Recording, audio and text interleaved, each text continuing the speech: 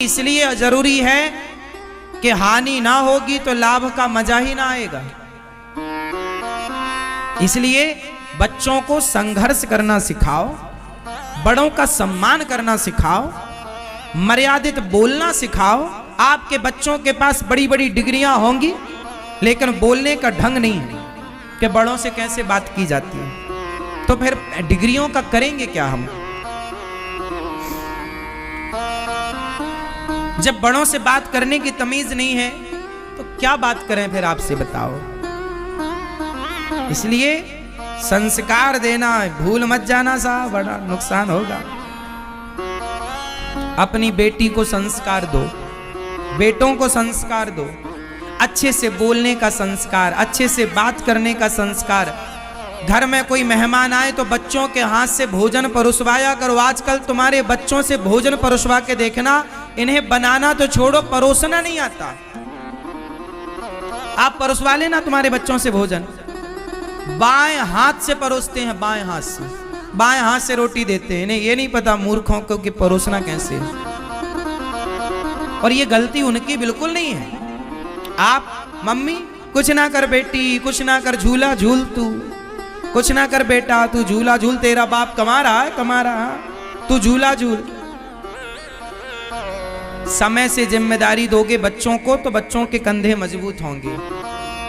इसलिए समय पर तुम लोग तीर्थ यात्रा पे निकला करो थोड़े दिन के लिए, बच्चों को जिम्मेदारी देकर, ताकि पता लगे कि तुम्हारा बच्चा कितना मैनेज कर पा रहा है, कितना नहीं कर पा रहा। कर पा रहा है तो ठीक है, और नहीं कर पा रहा है तो जिम्मेदारी दो ताकि वो सीखे और सिखाओ। ऐसे नहीं, ऐसे काम किया जाता। समय पर बोझ आएगा ना तो कंधे मजबूत होंगे, और समय निकल जाएगा तब बोझा पड़ेगा तो टूट जाएंगे कंधे। जवानी, जिस दिन आपका बेटा पढ़ाई पूरी करे, ध्यान से सुनो, जिस दिन आपके बच्चों की पढ़ाई पूरी हो, जिस दिन, उसी दिन से बच्चों को काम पर लगाओ। ये काम करना है तुम्हें। बाप का काम संभालो तुम, बिजनेस तुम संभालो, व्यापार तुम संभालो, खेती तुम संभालो, संभालो, इसे बढ़ाओ। व्यापार को पिता ने इतना किया तुम और बड़ा करो, खेती को पिता ने इतना किया तुम और पढ़े लिखे हो। तुम्हारा बाप तो कम पढ़ा लिखा था, तुम ज्यादा पढ़े लिखे हो, तुम और बड़ा करो और बढ़ाओ। पढ़े लिखे हो, लेकिन गलती कुछ माँ बाप की भी है कि माँ बाप कहता नहीं नहीं मैं ही जा रहा हूं दुकान, तू घर बैठ। अब वो घर में बैठा मोबाइल चला रहा, मोबाइल चलाते चलाते किसी छोरी के चक्कर में पड़ गया। अब बाप कमा कमा के दे रहा है, वो सुरा सुंदरी में पड़ गया। अरे बच्चों को काम पर नहीं लगाओगे तो खाली दिमाग शैतान का। यदि व्यस्त हैं तो वो व्यस्त रहेंगे, अच्छा होगा, और फ्री हैं तो उनका दिमाग गलत जगह पर जाएगा, वो गलत होंगे। फिर मत रोइएगा कि बच्चा गलत हो गया। क्यों आपने जिम्मेदारी नहीं दी? हम तो जब 17 साल के थे तब हमारे ऊपर जिम्मेदारी आ गई थी। 17 वर्ष की उम्र में, जब हम 17 वर्ष के थे, हमें अपना पढ़ना भी था और पढ़ करके पैसा कमाना भी था और कमा करके घर देना था, क्योंकि घर में इतनी गरीबी थी कि घर पेट भोजन नहीं मिलता था। हम बचपन में भीख मांगा करते थे। जब भीख मांग के लाते थे तब घर में रोटी बनती थी, भीख ना मांगते तो घर में रोटी नहीं बनती। इस स्थिति से हम गुजरे हैं। गांव में भीख मांगते थे हम, गांव में घर घर जाकर के। यदि ना मांगते तो भूखे रहते, मांगना मजबूरी थी। उस स्थिति से गुजरते गुजरते गुजरते गुजरते कर्म नहीं छोड़ा, भगवान के आश्रित रहे हैं। जीवन में कभी हार नहीं मानी, जीवन में कभी पलट कर देखा नहीं। कभी हमने ये नहीं कहा कि हम ये नहीं कर पाएंगे। इस धरती में जितना कठिन काम हो आप वो हमें दे दीजिए, हम उसे करके दिखाएंगे। जो आपसे ना हो वो हम करके दिखा सकते हैं, क्योंकि हमारी डिक्शनरी में ना नहीं है। हमने अपनी डिक्शनरी से ना शब्द हटा दिया, हमसे नहीं हो पाएगा, हम ऐसा कभी नहीं कहते। हम सब कुछ कर सकते हैं, हमारी इच्छा शक्ति है तो हम सब कुछ कर। क्या नहीं कर सकते? हम सब कर सकते हैं। और जितना हमें लगा कि करना चाहिए उतना भगवत कृपा ने कराया, बिहारी जी ने उतना कराया। जितने की जरूरत थी, जितने की थी उतना बिहारी जी ने कराया। हमने अपने दिमाग को, अपनी बुद्धि को सदा अच्छी जगह लगाया, अपने दिमाग को अच्छी जगह खर्च किया। बुरे कामों में बुद्धि नहीं लगाई कभी, बेईमानी में, गलत काम में बुद्धि नहीं लगाई। इसलिए संघर्ष मुझे अच्छा लगता। यदि मैंने बचपन में भीख ना मांगी होती ना, तो आज मैं इतना मजबूत ना होता जितना मजबूत हूं। मेरे जीवन के स्ट्रगल ने, मेरे जीवन की मुसीबत विपत्ति ने मुझे बहुत मजबूत किया। मैं हर हालात से लड़ सकता हूं, हर हालात से मैं लड़ सकता हूं। मैं कभी घबराता नहीं हूं। कितनी भी चुनौतियां आए, अरे अब क्या चुनौतियां आएंगी, जितनी आनी थी खूब आई और खूब मैंने उनका डट के सामना किया। हमारे जीवन में जितनी चुनौतियां आई, मैं उतना मजबूत होता गया। मैं हारा नहीं। क्या नहीं आया? अब आप सोचिए कि जीवन में जीरो से आदमी, भीख मांगने से जो आदमी चला हो, क्या चुनौतियां नहीं आई होंगी? आपको क्या लगता है साहब, भिखारियों का कितना अपमान होता है? इस संसार में हर अपमान को मैंने सहा है। भिखारियों को लोग क्या नहीं कहते, मुझे भी लोगों ने क्या नहीं कहा, क्या नहीं सुना मैंने, क्या नहीं देखा मैंने। समाज ने डार्क सर्कल्स है, छुपा दो। गालों पर दाग है, छुपा दो। स्किन प्रॉब्लम्स को छुपाना गलत नहीं, लेकिन इनका इलाज ना करना ये गलत है। क्योर स्किन ऐप पर आपका स्किन केयर खुद डॉक्टर्स बनाते हैं, आपकी हर एक छोटी बड़ी स्किन प्रॉब्लम को समझने के बाद। अपनी क्योर स्किन किट पाने के लिए आप अपने फोन पर क्योर स्किन ऐप डाउनलोड कीजिए, अपनी सेल्फीज लीजिए और आपको मिलेगी आपकी फ्री स्किन रिपोर्ट।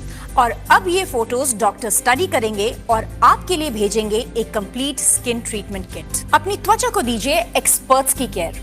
अभी ऑर्डर कीजिए क्योर स्किन किट, क्योंकि स्किन है, मजाक नहीं।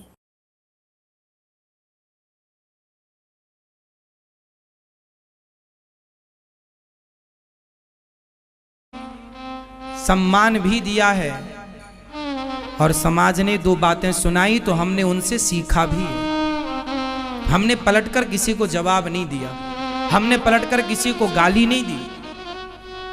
सब देखते चले आए, देखते, पलटकर जवाब नहीं। हर सुख दुख हानि लाभ उतार चढ़ाव अपना पराया सब देखा। इसलिए मैं आपके बच्चों से, मैं आपसे कहूंगा कि आप भी अपने बच्चों को ना ज्यादा लग्जरी जिंदगी मत दीजिएगा। लग्जरी जिंदगी में बच्चा खोखला होता है। आप किसी को बस बिठा दो, आप काम मत कराओ। बढ़िया एसी की हवा मिल रही है, खाने को पकवान दे दो, एसी की हवा दे दो, घूमने को गाड़ी दे दो। जो आदमी 10 साल तक एसी की हवा में बैठ लेगा, बढ़िया गाड़ियों में घूम लेगा और बढ़िया पकवान खाएगा, वो खोखला हो जाएगा। मजबूत होने के लिए ना भूखा भी रहना पड़ता है। मजबूत होने के लिए नंगे पांव दौड़ना पड़ता है, दौड़ना पड़ता है। बच्चों को मजबूत बनाओ साहब, एसी की हवा में बिठाने की जरूरत नहीं है। बच्चों को लग्जरी जिंदगी बाप ना दे। बाप तो बच्चों को स्ट्रगल करना सिखाए। बेटा मेहनत करो, कमाओ, अपना कमाओ, अपना बिजनेस करो, अपना करो। हर सुख दुख उतार चढ़ाव को देखो, हर मुसीबत का, हर विपत्ति का सामना करो। पता लगेगा ना कि विपत्ति पर आप क्या, आपका रिएक्शन क्या है, आप कैसे रिएक्ट करते हैं, आप झेल पाएंगे कि नहीं। पहले जो राजा बनता था ना, बाप जो राजा बनता था तो बाप पहले उसे भेजता था, जा जंगल, पहले शेर का शिकार करके ला। बेटा शेर का शिकार करके लाएगा तो बाप राजगद्दी में बिठाएगा, क्योंकि बाप ये भी तो देखना चाहता है ना कि मेरा बेटा मेरे मरने के बाद ये प्रजा की रक्षा कर पाएगा कि नहीं। जो खुद की रक्षा नहीं कर पाया शेर से, वो प्रजा की क्या रक्षा करेगा। इसलिए पहले के राजा लोग शेर का शिकार करते थे, इसलिए ये दिखाने के लिए प्रजा को कि देखो मैं तुम्हारी रक्षा कर सकता हूं। एक सबसे बड़ा जान पक्षी होता है जिसे बाज कहते हैं। बाज के बारे में मैंने डिस्कवरी चैनल पर सुना। मैं पहले जब टीवी देखता था ना, जैसे आपके बच्चे लोग टीवी देखते हैं ना, मैं पहले टीवी देखता था। अब तो टीवी देखने का समय नहीं है, वर्षों से मैं अब टीवी नहीं देखता। पहले बचपन में मैं बहुत टीवी देखता था, लेकिन टीवी में मैं डिस्कवरी चैनल देखता था। हमारे घर में 2009 में तो टीवी आई पहली बार। 2009, अभी 23 चल रहा है ना, 2009 में हमारे यहाँ टीवी, हम दूसरों के घर में टीवी देखने जाते थे। जब रामायण आती थी, महाभारत आती, तब हम दूसरे गांव में जाते थे टीवी देखने, नदी पार करके। अभी आप लोगों के घर में टीवी कब आई? आपके घर में टीवी कब आई? किस सन में?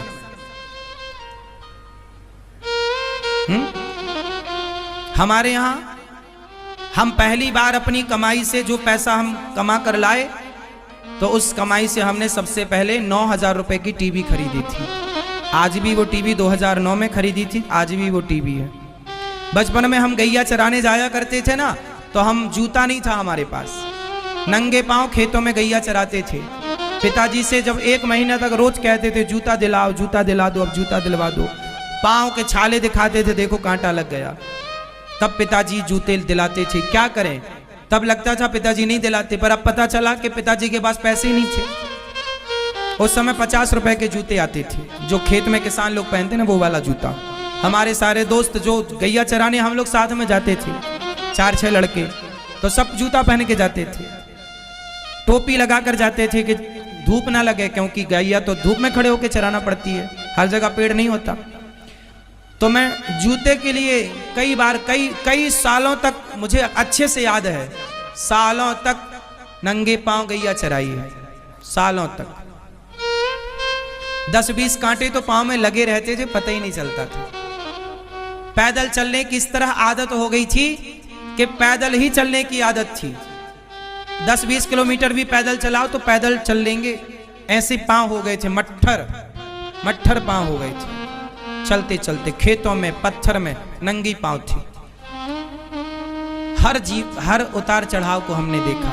एक पक्षी होता है, वो बाज उसको कहते हैं, बाज की जो मादा होती है ना, माँ, जब बाज की मादा बच्चों को, जब वो गर्भवती होती है और उसे जब पता लग जाता है कि अब मेरे बच्चे होने वाले हैं, तो बहुत ऊंचे पेड़ पर जाकर के वो घोंसला बनाती है। तो वो घोंसला कैसे बनाती है? नीचे वो कांटे रखती है, बबूल के कांटे, मतलब बड़े कांटे का संग्रह करती है। बाज की मादा कांटे रखती है और कांटे के ऊपर थोड़ी सी घास ला के डाल देती है। उस घोंसले में फिर अपने बच्चों को जन्म देती है, और जब उसके बच्चे से अंडे देती है, फिर अंडों से जब बच्चे निकल आते हैं, बच्चे थोड़ा 10 दिन के, 20 दिन के हो जाते हैं, तो वो क्या करती है, अपनी चोंच से पकड़ के सारी घास हटा देती है। और जब बचते हैं कांटे, अब क्या बचे? कांटे बचे। तो कांटे में उसके बच्चे ना यहां वहां भागते हैं और बार बार चुभते हैं उसके बच्चे को कांटे। किसी ने पूछा बाज से, क्यों री मादा, क्यों? बाज